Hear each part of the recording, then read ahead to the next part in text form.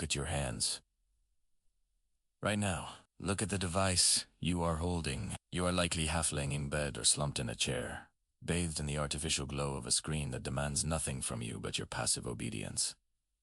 You live in an era where the entire sum of human knowledge is available at a fingertip, yet you are paralyzed by it. You are distracted. You are notified. You are entertained. You check your texts. You scroll through the curated lives of strangers, and you feel that subtle, creeping anxiety that suggests you are wasting your time, that you are drifting through existence like a ghost in your own life.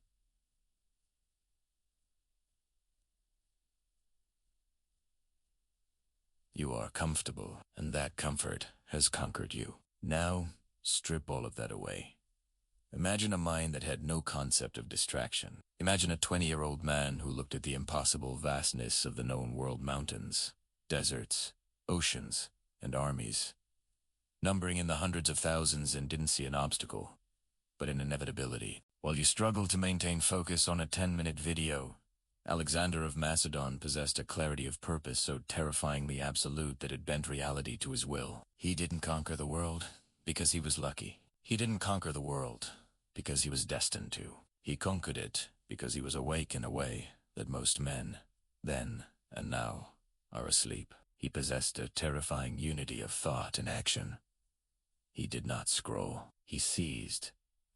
And understanding how he did it requires us to leave the safety of the modern world and step into the blood and dust of the 4th century BC, to dissect the anatomy of the greatest predator history has ever known. To understand the trajectory of the arrow, you must understand the tension of the bow. Alexander was not an accident. He was an engineered weapon. Born in Pella in 356 BC, he was the product of 2 volatile forces. His father, Philip II, was a genius of military reform, a man who took a broken, backwards Macedonia and turned it into the most disciplined war machine in Greece. Philip taught Alexander the brutality of pragmatism, how to hold a spear, how to read terrain, how to lie to an enemy's face. But his mother, Olympias, was something else entirely. She was a mystic, a woman of violent emotions who whispered into the boy's ear that he was not the son of Philip, but the son of Zeus himself.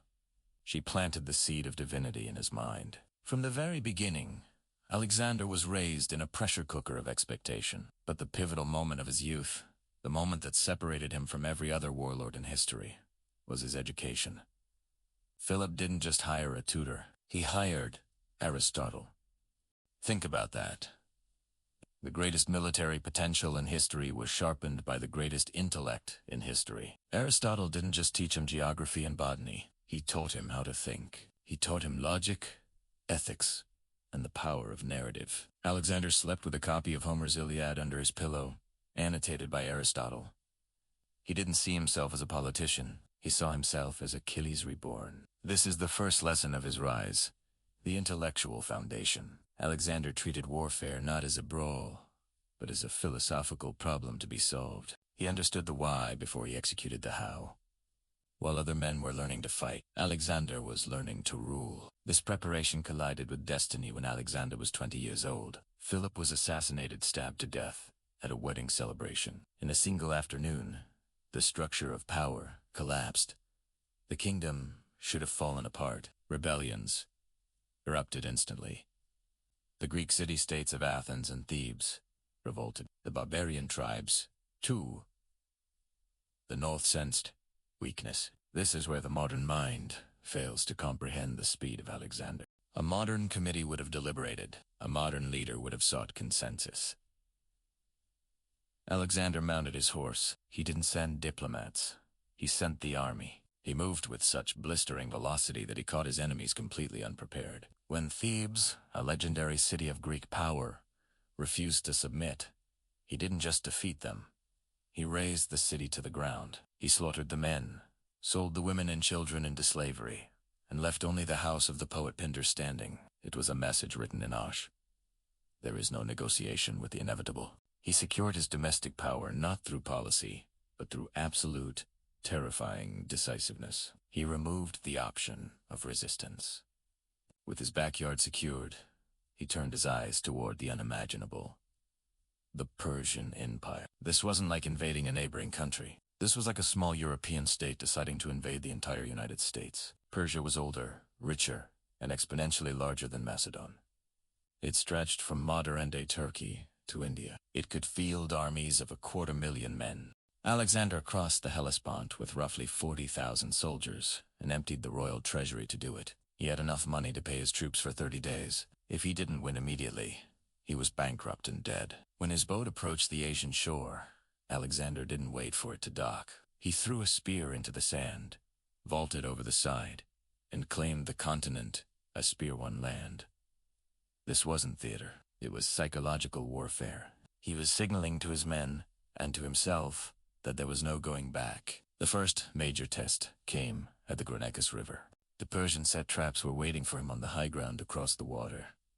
His generals advised caution. They told him to wait for dawn, to find a ford, to be sensible. Alexander ignored them. He ordered an immediate assault across the river, uphill, into the teeth of the Persian cavalry. This reveals the core of his tactical genius, the refusal to play by the enemy's tempo.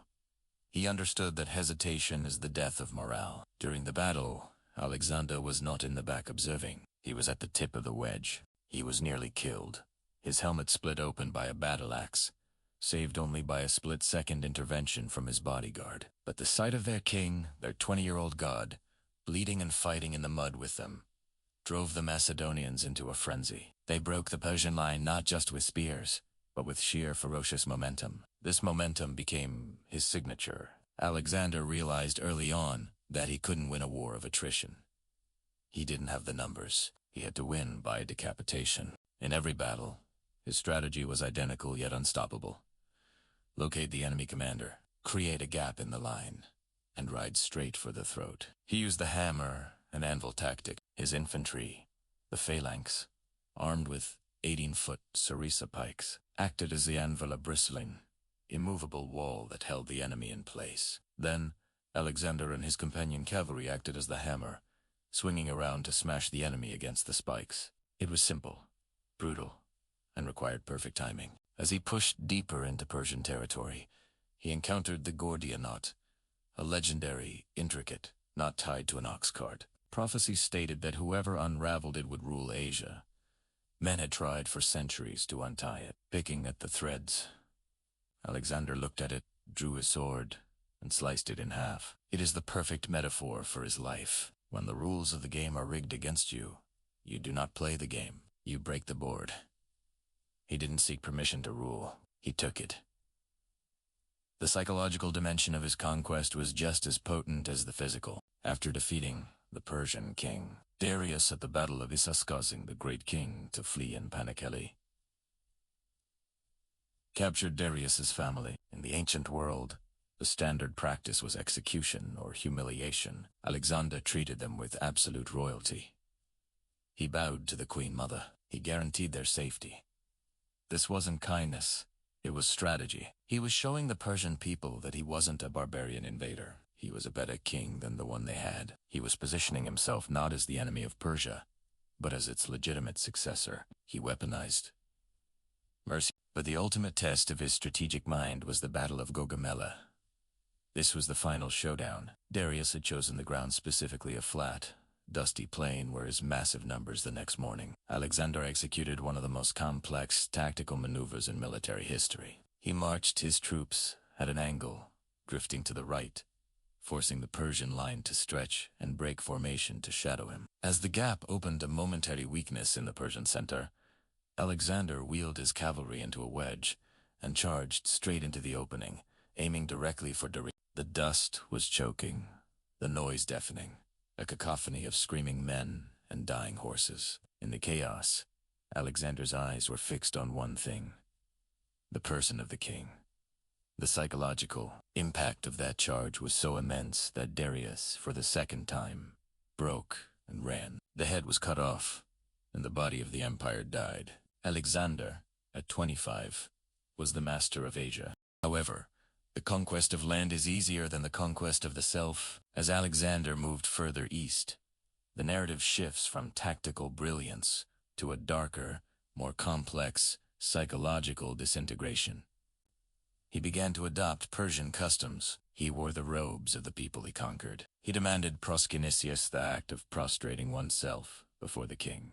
To the Persians, this was normal protocol. Toderuchad, freedom-loving Macedonians who had bled for him. It was a blasphemous insult. They were free men, not slaves. They worshipped gods, not kings. Alexander was walking a razor's edge. He had to integrate to hostile cultures Macedonian and Persian into one ruling class, but his men saw it as betrayal. The paranoia began to set in. The discipline that had forged him began to fray. He discovered a plot against his life involving the son of his loyal general Parmenia. In a move of cold ruthlessness, Alexander ordered the execution of the son, and then sent assassins to kill the father, Parmenion, who was governing back in the west and knew nothing of the plot. Parmenion had been Philip's right hand. He had been the anchor of the army. Alexander murdered him to prevent a revenge uprising. The mask of the philosopher king was slipping, revealing the tyrant underneath. The low point came at a banquet in Maracanda.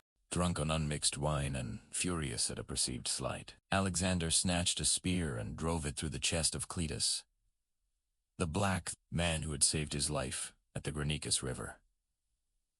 As Cletus fell dead, the silence in the room must have been deafening. Alexander instantly regretted it, collapsing into sobbing hysteria.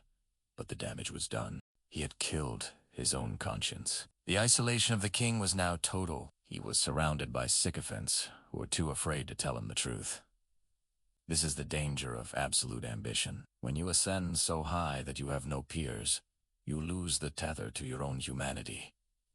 Yet, he kept moving. He pushed into Afghanistan, fighting brutal guerrilla wars against tribal warlords. He married Roxana, a Bactrian princess, cementing alliances with blood. He pushed over the Hindu Kush mountains into the unknown world of India. At the Battle of the Hydaspes, he faced King Porus and his army of war elephants. It was a nightmare scenario. Horses are terrified of elephants. The monsoon rains turned the battlefield into a slurry of mud. But Alexander, adapting once again, used mobility and harassment to exhaust the elephants and the Indian troops. He won, but the victory broke his army. They had marched thousands of miles. They had been away from home for 8 years. They were rich beyond their wildest dreams, covered in scars, and they were done. On the banks of the Hyphasis River, Alexander pointed east, toward the Ganges. At the end of the world, his men stood silent. They refused. For the first time in his life, Alexander's will was not enough. He sulked in his tent for 3 days like Achilles, waiting for them to change their minds. Divente. The greatest conqueror in history was defeated not by an enemy army, but by the human limits of his own men. The return journey was a death march. He led them through the Gedrosian desert, a scorched hellscape where water was non-existent. Thousands died of thirst and heat stroke. Historians debate whether this was a navigational error or a punishment for their mutiny. Regardless, it was a hollowed-out army that stumbled back into Babylon. B323 BC. Alexander was back in the center of his empire. But he was a man-hunted. His best friend and likely lover, Hephaestion, had died.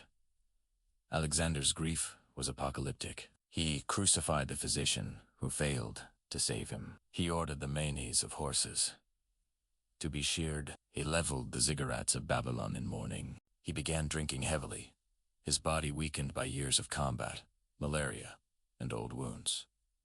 And then the end came. It wasn't on the battlefield. It was in a bed in Babylon. He attended a drinking party, consumed a massive amount of wine, and collapsed with a piercing pain in his back. For nearly 2 weeks, he lingered. The fever burned him alive. He couldn't speak. The soldiers, hearing rumors of his death, forced their way past the guards and filed past his bed in a line. He could only move his eyes, acknowledging the men he had led to the edge of the world. The theories of his death are as numerous as his conquests. Was it the toxicity of the white hellebore plant administered by a vengeful general? Was it malaria? Typhoid? West Nile virus? Or was it simply the collapse of a body that had been pushed beyond the biological limits of endurance? We will never know. But the most chilling moment came at the very end. When his generals gathered around the dying god king and asked to whom he left his empire, he whispered one word: Cretisto, to the strongest. He didn't leave a successor. He left a war.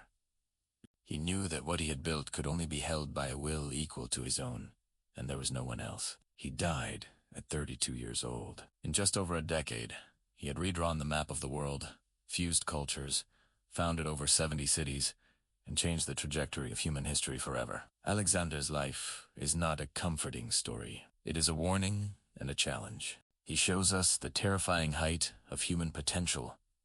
What happens when focus, discipline, and ambition are distilled into their purest form.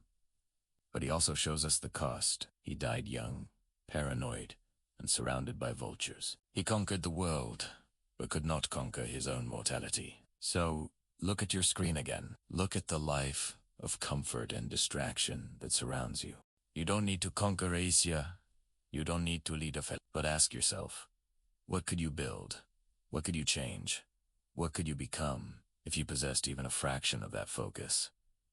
If you stopped watching history and started making it, the world is no longer won by spears, but it is still won by the will. The question is not whether you can be Alexander. The question is whether you can be awake.